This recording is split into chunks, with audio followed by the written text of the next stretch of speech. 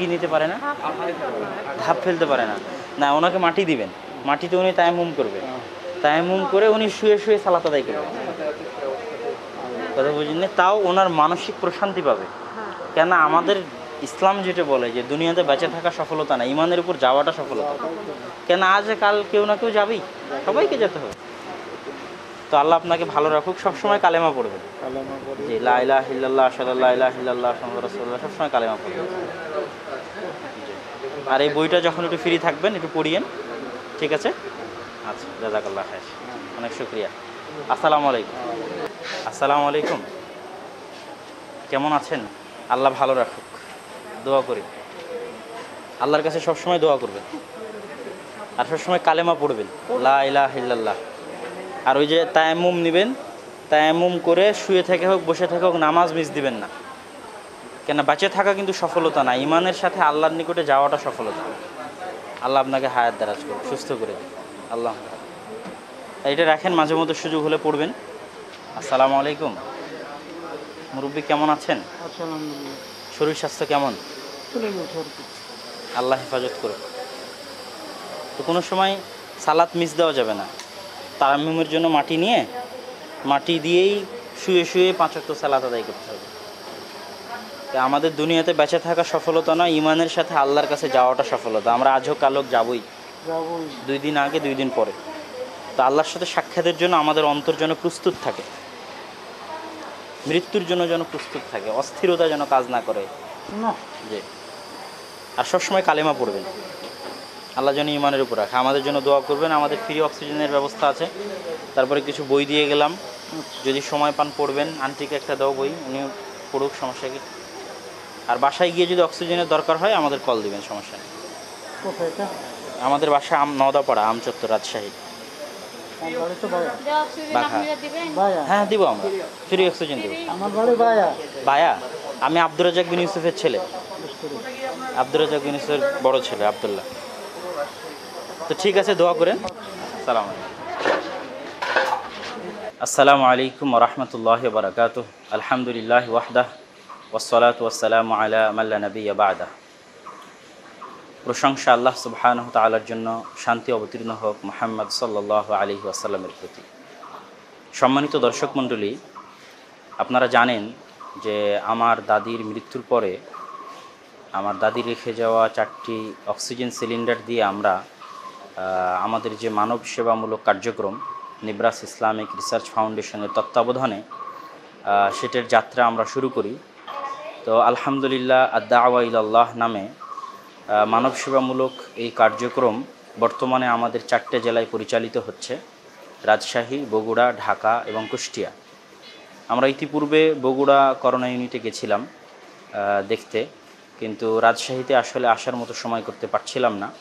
তো আজকে আলহামদুলিল্লাহ আমরা আমাদের স্বেচ্ছাসেবক ভাইদের সাথে রাজশাহীর করোনা ইউনিটে এসেছি এবং আমরা যেখানে দাঁড়িয়ে আছি এটাই রাজশাহী মেডিকেল কলেজের প্রথম করোনা ইউনিট এবং এখানে আইসিইউ ডিপার্টমেন্ট বা আইসিইউ বিভাগ আছে। তো আমরা আজকে আপনাদের সামনে এখান থেকে এতটুকু বলতে চাই যে আমরা সারা দেশব্যাপী যে কার্যক্রম পরিচালনা করছি, এটার মাধ্যমে আমাদের যে স্বেচ্ছাসেবক ভাই তাদের যে অভিজ্ঞতা, সেটার আলোকে আমি এতটুকু বলতে চাই যে মানুষ এই সময়ে যতটা আতঙ্কগ্রস্ত, যতটা বিপদগ্রস্ত, মানুষ মানুষের পাশে দাঁড়ানোর সাহস করে না। এমনকি মানুষের আত্মীয় স্বজন পর্যন্ত মানুষের পাশে দাঁড়ানোর সাহস করে না। এমনকি সেই করোনা রোগী যদি মারা যায় তাহলে তার কাফন, দাফন, গোসল, জানাজা ইত্যাদিতেও মানুষের অংশগ্রহণ অনেক কম। এরকম একটা আতঙ্কময় মুহূর্তে করোনা রোগীদের পাশে দাঁড়ানো এবং তাদেরকে সেবা দেওয়া, এটা একটা অনেক বড় চ্যালেঞ্জ। সেই চ্যালেঞ্জের মোকাবেলা করছে আমাদের এরকম গুটি কয়েক কিছু তরুণ দিনী ভাই আল্লাহ সুবহানাহু ওয়া তাআলার সন্তুষ্টির জন্য। এবং তাদের অবদানের কথা, তাদের পরিশ্রমের কথা আপনারা বিভিন্ন সময়ে আমাদের ফেসবুক পোস্টের মাধ্যমে জানতে পেরেছেন। তাদের কাছে আসলে আমি নিজেও ঋণী। যারা সেবা পাচ্ছে তারা তো অবশ্যই, কিন্তু আমি নিজেও ঋণী এই জন্য যে মুহূর্তে মানুষ মানুষের পাশে দাঁড়াচ্ছে না, আত্মীয় স্বজন তার পাশে দাঁড়াচ্ছে না, সেই মুহূর্তে একদল অল্প গুটি কয়েক সংখ্যক তরুণ আল্লাহ সুবহানাহু ওয়া তাআলার সন্তুষ্টির জন্য নিঃস্বার্থভাবে যেভাবে করোনা রোগীদের পাশে দাঁড়াচ্ছে, শুধু যে বাসায় গিয়ে অক্সিজেন সিলিন্ডার পৌঁছে দেওয়ার মধ্যে সীমাবদ্ধ বিষয়টা কিন্তু তা নয়। বরং তারা এই করোনা ইউনিটগুলোতেও নিয়মিত রাউন্ড দেয় এবং বিপদগ্রস্ত রোগী যারা হয়তো করোনা ইউনিটে ভর্তি হতে পারছে না, বা যারা হয়তো সিট পাচ্ছে না, বা যারা হয়তো এখানে অক্সিজেন পাচ্ছে না, কারণ আমাদের অনেক অক্সিজেন আমরা সরকারি হাসপাতালেও দিয়েছি, কেন সরকারি হাসপাতালের সেন্ট্রাল অক্সিজেন অল টাইম থাকে, কিন্তু যখন সিট থাকে না তখন যারা সিটের বাইরে থাকে তাদেরকে সিলিন্ডারের মাধ্যমে অক্সিজেন দিতে হয়। এই জন্য অনেক সময় বিশেষ করে মোহাম্মদ আলী হাসপাতাল বগুড়াতে অনেক সময় অক্সিজেনের সংকট দেখা দিয়েছে অক্সিজেন সিলিন্ডারে। তখন আমাদের অক্সিজেন দিয়ে বহুদিন আমরা মোহাম্মদ আলী হাসপাতাল সরকারি হাসপাতালে আমরা রোগীদেরকে অক্সিজেন সেবা দিয়েছি। এবং অনেক উপজেলাগুলোতে, রাজশাহীরও অনেক উপজেলা স্বাস্থ্য কমপ্লেক্সগুলোতে যেগুলোতে সিলিন্ডারের সংকট আছে, আমরা আমাদের সিলিন্ডারগুলো দিয়ে সেগুলোতে মানুষের সহযোগিতা করেছি। এবং করোনা ইউনিটগুলোতে রাউন্ড দেওয়ার মাধ্যমে রোগীদের সেবা করা, খোঁজখবর রাখা, তাদের কাছে যাওয়া, এবং যাদেরকে শুধু আমরা অক্সিজেন সিলিন্ডার দিয়ে আসতেছি, দিয়ে এসেই যে আমরা আমাদের দায়িত্ব শেষ করতেছি তা কিন্তু নয়, বরং আমাদের স্বেচ্ছাসেবকরা অল টাইম সেই রোগীর সাথে যোগাযোগ রাখে যে আপনার কী হলো, কী অবস্থা, কেমন আছেন, আর কিছু লাগবে কি না, এবং তাদেরকে পরামর্শ দেওয়া করোনা বিষয়ে। যেমন আমরা আমাদের অভিজ্ঞতায় দেখেছি যে করোনা আক্রান্ত হওয়ার পরে মানুষ যদি এটাকে স্বাভাবিক জ্বর সর্দি কাশি মনে করে তাহলে ফুসফুসের অবস্থা বেশি দ্রুত খারাপ হয়ে যায়, বরং করোনা আক্রান্ত হওয়ার পরে ভয় না পেয়ে অতি দ্রুত সেটা চেক আপ করে সে অনুযায়ী চিকিৎসা নেওয়াটা বেশি উপকারী এবং বেশি ফলপ্রসূ। এটা কিন্তু আমরা আমাদের অভিজ্ঞতার আলোকে দেখেছি। সেই হিসেবে কিন্তু আমরা মানুষদেরকে পরামর্শ দিয়ে থাকি, এবং কাকে কখন কোন ধরনের অক্সিজেন দেওয়া লাগতে পারে, কোন লেভেলের লাগতে পারে, high flow oxygen, nasal cannula, normal oxygen cylinder বা আইসিইউ, সব রকমের পরামর্শ। সবচেয়ে বড় কথা যেটা আমাদের স্বাস্থ্য খাতে সবচেয়ে বেশি অবহেলিত, বাংলাদেশ শুধু না, আমার মনে হয় পৃথিবীর সমগ্র স্বাস্থ্য খাতে সবচেয়ে বেশি অবহেলিত, সেটা হচ্ছে মানুষকে মানসিক সাপোর্ট দেওয়া। যে আল্লাহ সুবহানাহু ওয়া তাআলা যদি মানুষকে বাঁচিয়ে রাখতে চান তাহলে তিনি যে কোনো মাধ্যম দিয়ে, যে কোনো উপায়ে তিনি মানুষকে বাঁচিয়ে রাখবেন। আর আল্লাহ সুবহানাহু ওয়া তাআলা যদি তার মৃত্যু লিখে রাখেন তাহলে আমরা যত চেষ্টাই করি না কেন তার মৃত্যু ঘটবে। এই জায়গায় মানুষের মানসিকভাবে প্রস্তুত থাকা উচিত। আমি আমার দাদিকে দেখেছি যে তিনি কতটা নাফস আল মুতমাইন্নাহ, প্রশান্ত আত্মার মতো মানসিকভাবে পরিপূর্ণ প্রস্তুত ছিলেন আল্লাহ সুবহানাহু ওয়া তাআলার নিকটে ফিরে যাওয়ার জন্য। এই জন্য তিনি বারবার বলতেন যে তোমরা আমাকে নিয়ে টানা ছাড়া করিও না, আমাকে মেডিকেলে নিয়ে যেও না, আমার যাওয়ার সময় চলে এসেছে, আজরাইল চলে এসেছে, আমার মৃত্যুর সময় চলে এসেছে, আমাকে যেতে হবে আল্লাহ সুবহানাহু ওয়া তাআলার নিকটে। একদম পরিপূর্ণ প্রশান্ত আত্মার মতো তিনি ফিরে গেছেন। তার মধ্যে কোনো অস্থিরতাবোধ, কোনো তাড়াহুড়া যে না আমাকে বাঁচতে হবে যেভাবেই হোক, এরকম কোনো অনুভূতি, কোনো অস্থিরতা তার মধ্যে কাজ করতো না। তো এই মানসিক সাপোর্টগুলো কিন্তু আসলে কেউই কোনো রোগীকে দেয় না। এটা আমাদের স্বাস্থ্য খাতের সবচেয়ে অবহেলিত দিক। এবং এই মানসিক সাপোর্ট না থাকার কারণেই কিন্তু আত্মীয় স্বজনও পর হয়ে যায়, মনে করে যে অমুক করোনা রোগীর গায়ে হাত দিলে হয়তো আমিও আক্রান্ত হব, আমিও অসুস্থ হব। এই যে মানুষের অন্তরে বদ্ধমূল ধারণা ঢুকে গেছে ছোঁয়াচে রোগের, এটা কিন্তু আমাদের সমাজ ব্যবস্থা, আমাদের সেবা ব্যবস্থা, আমাদের আত্মীয়তার সম্পর্ক, সামাজিক বন্ধনকে ধূলিসাৎ করে দিয়েছে। এই জায়গায় মানুষকে সচেতন থাকতে হবে, সতর্কতা অবলম্বন করতে হবে। মানুষের যে স্বাস্থ্যর নিয়মাবলী আছে সেগুলো মানতে হবে, কিন্তু মানুষকে এটাও বিশ্বাস রাখতে হবে যে আমি একজন করোনা রোগীর গায়ে হাত দিলে আমি আক্রান্ত হবে এবং মারা যাব, বিষয়টা এমন নয়, বরং পুরোটাই আল্লাহ সুবহানাহু ওয়া তাআলার হাতে। এই জন্য আল্লাহ সুবহানাহু ওয়া তাআলার উপর ভরসা রেখে সতর্কতা অবলম্বন করে মানুষের পাশে দাঁড়ানো প্রত্যেক মানুষের কর্তব্য।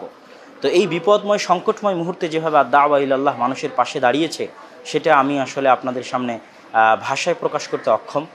তো আমরা আমাদের ভবিষ্যৎ পরিকল্পনা হিসেবে আপনাদের সামনে বলে রেখেছিলাম যে আমরা হয়তো ফ্রি অ্যাম্বুলেন্স সেবা চালু করবো ইনশাআল্লাহ, এবং এটা অতি দ্রুত রাজশাহীতে আমরা 1 বা 2 সপ্তাহের মধ্যেই এটা আমরা চালু করব স্থায়ীভাবে। এই জন্য আমরা আপনাদের দোয়া কামনা করি, এবং আমরা চাই সেবার মাধ্যমে মানুষের কাছে পৌঁছতে। অনলাইন ফেসবুকে আমাদের দিনী ভাইয়েরা পরস্পর মারামারি, পরস্পরের গীবত, গণ্ডগোল, তহমত, সমালোচনা, এটা করা কিন্তু অনেক সহজ, অনেক সহজ। আপনি ফেসবুকে অনেক দিনী ভাই পাবেন পোস্ট দেওয়ার জন্য, কমেন্ট করার জন্য, শেয়ার করার জন্য, আরেকজনের নিন্দা করার জন্য, আরেকজনের সমালোচনা করার জন্য। দিনী ভাইয়ের অভাব হবে না, কিন্তু যদি একটা কাজের কথা বলেন তাহলে কাউকে খুঁজে পাওয়া যাবে না। আমরা এই 10-15 দিন থেকে ঢাকায় এমন কিছু দিনী ভাই খুঁজতেছি যাদের নিজস্ব মোটরসাইকেল আছে, আর তারা ফি সাবিলিল্লাহ আল্লাহ সুবহানাহু ওয়া তাআলার সন্তুষ্টির জন্য করোনা রোগীদের সেবা দিবে, কিন্তু আমরা কিন্তু খুঁজে এখন পর্যন্ত পাইনি।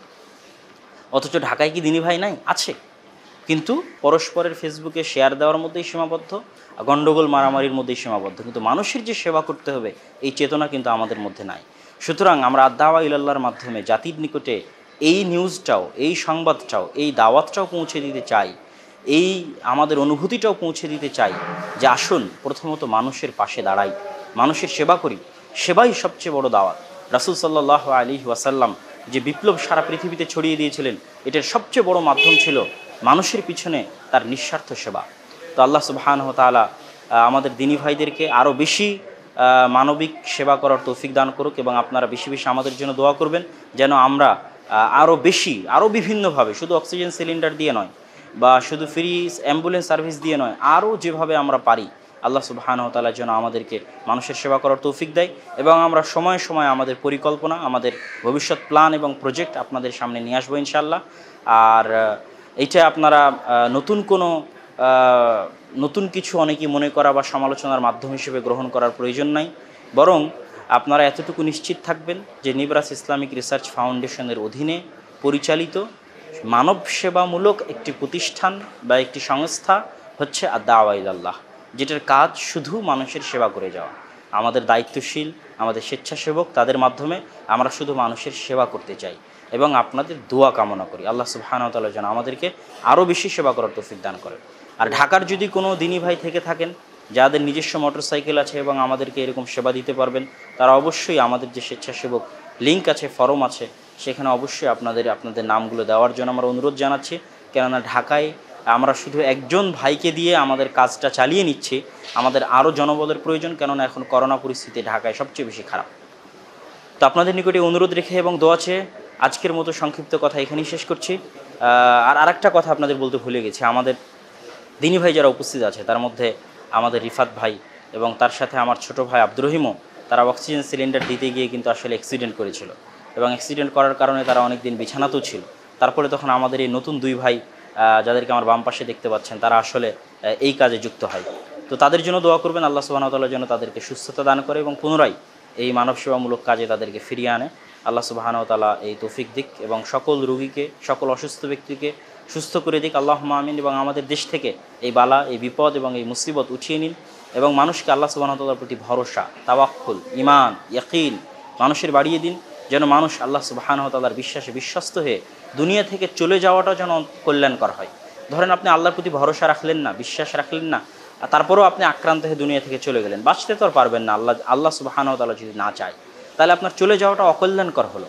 কিন্তু আল্লাহর উপর বিশ্বাস রাখেন, আস্থা রাখেন, তাহলে আপনার চলে যাওয়াটাও হবে প্রশান্তিমূলক, আপনার চলে যাওয়াটাও হবে আরামদায়ক। কেন দুনিয়াতে তো আমরা কেউ স্থায়ী থাকতে আসিনি, আজ হোক কাল হোক আমাদেরকে চলে যেতেই হবে। সুতরাং বাঁচার জন্য এত চেষ্টা, এত আকুতি, হ্যাঁ মানুষ সাধ্য অনুযায়ী চেষ্টা করবে, কিন্তু তার মানে এই নয় যে আল্লাহর প্রতি ভরসা বাদ দিয়ে, আল্লাহর প্রতি ঈমান বাদ দিয়ে আমরা একটা অস্থির আত্মা নিয়ে আল্লাহর নিকটে ফিরে যাব। আমরা যেন প্রশান্ত আত্মা নিয়ে আল্লাহ সুবহানাহু ওয়া তাআলার নিকটে ফিরে যেতে পারি, এবং আল্লাহর সাক্ষাতের প্রতি যেন আমরা আকাঙ্ক্ষিত থাকি।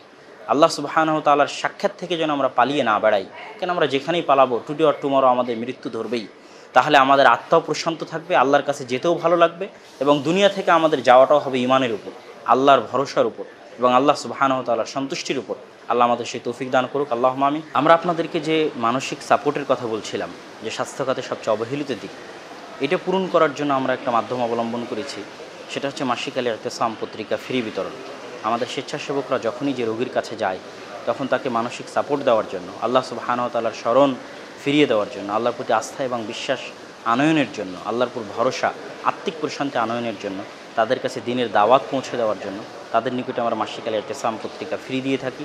এবং ওই একাকিত্বের যে সময়টুকু, এই একাকিত্ব বোধ, সেই সময়টুকুতে তারা পত্রিকা পড়ে পবিত্র কোরআন তেলাওয়াত হোক, পবিত্র কোরআন তেলাওয়াতের অনুবাদ হোক, এগুলো আমরা পড়ার প্রতি উৎসাহিত করে থাকি। এগুলো পড়ার মাধ্যমে তারা তাদের মানসিক শক্তিটা কিন্তু ফিরে পায়। তো এই কার্যক্রমটির জন্য আপনারা দোয়া করবেন, যাতে ভবিষ্যতে আমরা আমাদের এই সেবার পাশাপাশি, সেবামূলক কার্যক্রমের পাশাপাশি আরও বেশি মানুষকে মানসিক সাপোর্ট দেওয়ার জন্য আরও বেশি করে বই পুস্তক মানুষের কাছে ফ্রি বিতরণ করতে পারি। আল্লাহ সুবহানাহু ওয়া তাআলা যেন আমাদের সেই তৌফিকও দান করে। আল্লাহুম্মা আমিন।